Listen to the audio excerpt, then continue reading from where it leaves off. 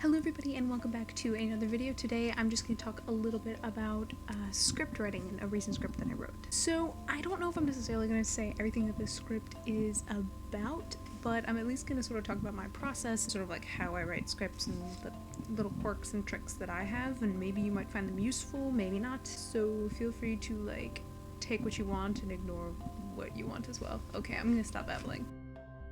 Recently, a friend of mine with whom I've worked many times when it comes to making short films, we graduated from the same university program, said she wanted to do the Virginia Film Festival. Now, every year we've done the 48-hour film project in Richmond, Virginia. Unfortunately, this year she was not able to participate, and so most of us were like, nobody wants to play a director, so we just won't do it this year.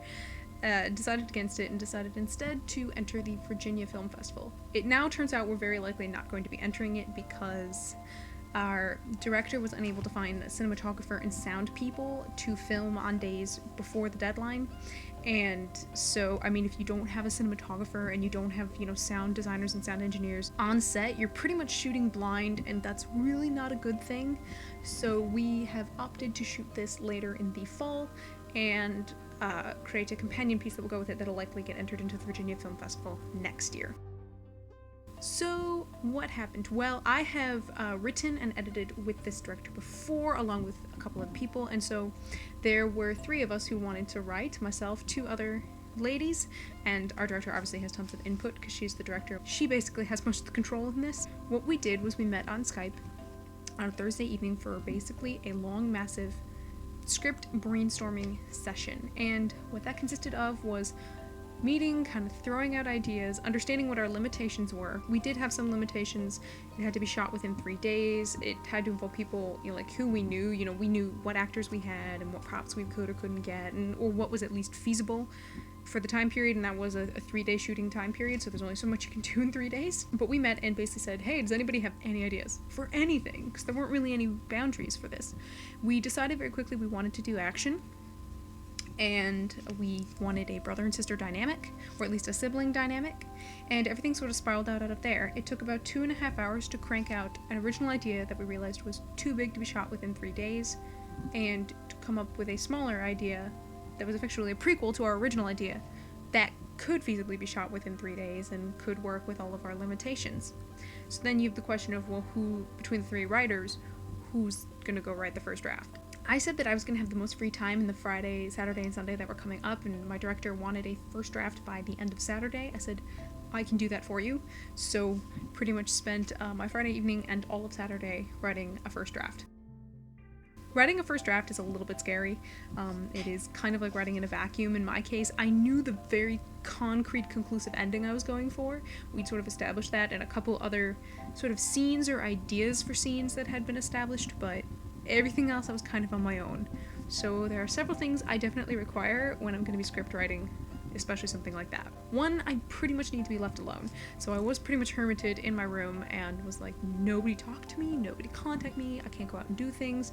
However, I did keep certain routines. Like every Saturday morning I get up and I go to the gym. It takes me about an hour and a half to go through my workout at the gym. So it was like, Saturday, I'm not going to sacrifice that because it gets the blood going, it keeps me in the zone of a routine. I'm going to have extra coffee.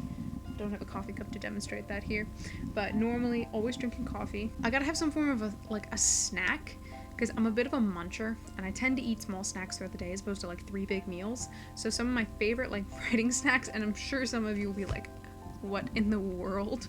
But I tend to eat things with lots of protein. So this is a Kroger brand, but it's turkey jerky. It's not Slim Jims, which I think is just absolute garbage. This is just straight up dried, smoked turkey, which I find delicious and provides me lots of protein. I do a workout where I need a lot of protein, so this is my way of getting extra protein, and I think it's tasty, and I can sit there and I can munch on it while I'm writing or thinking. Or some kind of almonds and nuts, or almond and nut mixes. These happen to be salty sweet and cinnamon roast, but it can be anything, just small things that I can kind of munch on throughout the day. I like to have a crunch, makes me happy. So I have my snacks in gear. I have tons of water and coffee and all that jazz. I'm ready to go. At which point I will then maybe do some research, as I like to call it. What that basically means is I'm looking up scripts.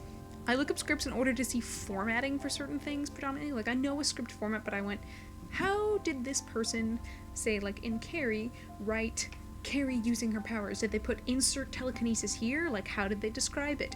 We happened to be doing something with someone getting like preternatural powers, and so I went, Carrie was a perfect script for me to look up. I looked up that. I saw the original draft of the X-Men script, like the 2001 X-Men. Yeah, like that. Very, very different. I don't even think Rogue was in it. I was reading the original script of Chronicle and tons of other things just to get an idea of how they wrote certain things. I wasn't lifting dialogue, I wasn't lifting any particular scenes, I just wanted to see the format, like the actual construction on the paper of how they wrote that, and that made my job a lot easier. When it came to writing, I don't write in linear order. Well, I don't. I'll have an open Word document, and I'll kind of like be writing snippets of dialogue or anything that sort of comes to mind, and then I start, refining that a little bit later before I throw it into the actual script document. I write scripts on a software called Celtics. Now, I got Celtics when it was still able to be downloaded and it was free. It's a really convenient, nice software. You can spend the money and get like Final Draft or anything like that if you really wanted. Final Draft is a phenomenal software. I just don't feel like paying the money for it right now. If I can use Celtics and Celtics still works, which it does. I know right now they've really changed their format and they're kind of like a cloud-based service now and it's very different. Some people I know have found the old downloads for Celtics. I don't know where they are, but I happened to get it while it was still a free download that I could work on offline on my computer and it was great. So I typed the script in Celtics. It took me basically the majority of Saturday, and when I finished, I sent it off to my director and the other two writers and said, here you go, you sum all or none of it.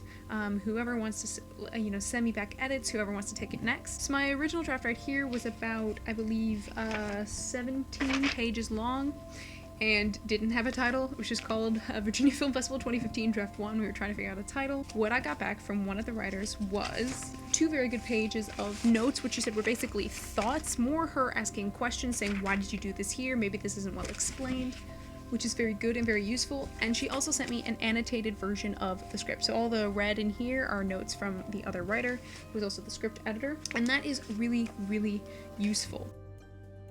So what happened with that was that we then met on Skype with the director as well to discuss things that also the director might have wanted changed. And honestly, not too much got changed. What happened was really the expansion of certain scenes, adding more dialogue, a little bit more for the sake of explanation for some characters, and refining some of the things that I'd initially written that weren't really well fleshed out. This happens predominantly because I cranked out that draft. I didn't reread it. I sent it off into the world and said, I don't want to reread this. I don't even want to look at it anymore. Just get it away from me. I was more proud of the fact that I'd actually written a script from start to finish all by myself. I was sort of like, that's exciting for me. I have a hard time finishing things, so that was very exciting. What happened then was that the other writer took it, she made some dialogue tweaks and some expansions and sent it back to me to look at. The reason all of this was sort of always coming back, filtering through me, is because I wrote the first draft. In a way, I'm almost like a headlining writer, so what I wrote sets the tone and is the narrative voice for the whole piece. When working in a group, that's often really, really, really important, I think, because if you don't, it kind of becomes a jumbled mess and there's too many voices battling for control because everybody has a different narrative style. In this case, me being the headlining writer and writing the first draft on my own meant that there's one consistent narrative voice going through, even through edits. And those people making edits kind of have to make sure they're keeping with that narrative voice so it doesn't disjoint or sound weird. The other thing was with the second draft, my director decided she wanted some very specific flash cuts written in there, and she wanted them written out. She deliberately wanted me to write cut to extreme close-up of this thing, of that thing, and that's good stuff to know because that'll extend the draft. So draft 2, which currently has a working title of Focus, I don't know if we'll change that, is much closer to, it is 24 pages, so it did extend out about 7 pages, a lot of it in detailed flash cuts, in the addition of a post-credit scene, and in the expansion of dialogue. The only major change that was really made was the perspective of 2 characters was basically flipped, one being for something, one being against something. We flipped it. That was at the behest of the director, which was a very, very good point. And this is pretty much the shooting script. I know the director has sent this to 2 readers who were not involved in the brainstorming or original writing process, so they're getting it blind, which is good. You always want a blind eye to look over the script. We gave it to them, so they'll be reading it. There'll be some minor tweaks, and then that's basically the shooting script. So I'm effectively holding the shooting script. We have until autumn, so there's time with that. Certain things I'm going to say when it comes to script writing. One, if you're writing in a group, which I was, obviously there were 2 other writers, even though they were predominantly in the script editing phase, one of them did, she wrote dialogue, she wrote some extension and some stuff for me. The important thing to have when working with other writers, and then also with a director where it's really the director's vision, you can't have ego. If you have ego in the process, then it gets in the way of wanting to tell the best story that you can. That's not to say that you can't fight for something that you really want. For example, one of the other writers really disagreed with a final line, really the final line of the script. And I, and actually the other writer, were really for it. And I said, I really want to keep that line. I understand the concerns the other writer has with that line. So I went and I said, hopefully there's more context for this line now. And I said, but I left it. That I will fight for. I like that final line. I want that final line. And I said, there's a lot of reasons for that line. So yes, I fought for something that I really wanted. But other things, you can't have ego. That's why when I sent the first draft, I said, use some, all, or none of it. It's like, my feelings aren't going to get hurt. Okay, maybe. Like, a little bit. I'll be like, oh man, what I wrote sucked. That really blows. But you're more worried about satisfying your own ego and making sure they keep every single thing that you wrote. What if what you wrote sucks?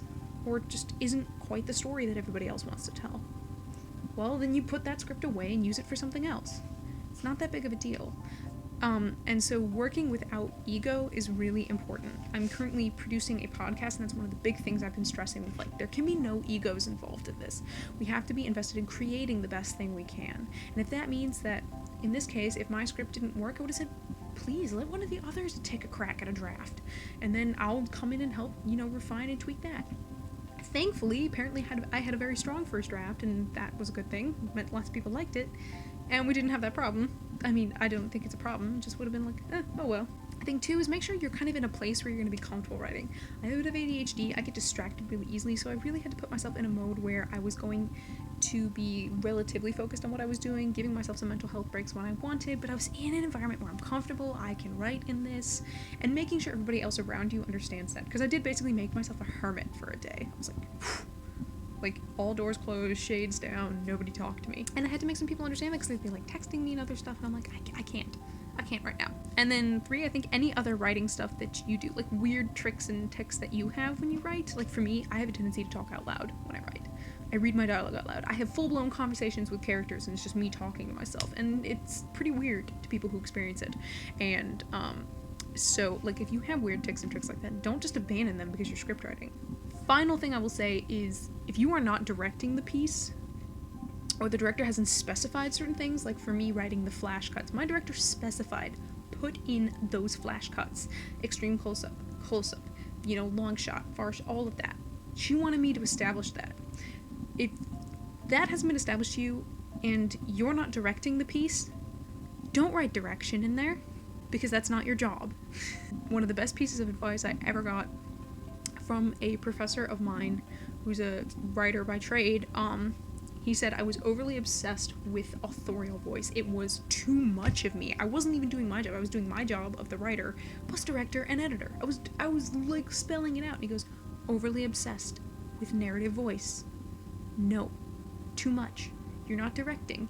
You're not editing like the piece that I was writing. He goes, And that's something I've had to really work on. But there's a way of writing narrative voice, like your narrative voice into there, without dominating the piece. Because if you do that, again, it's almost like ego. You have overtaken everything, and you're not allowing for anybody else to come in and like go and direct it. I also have a hard time, I think, as an editor.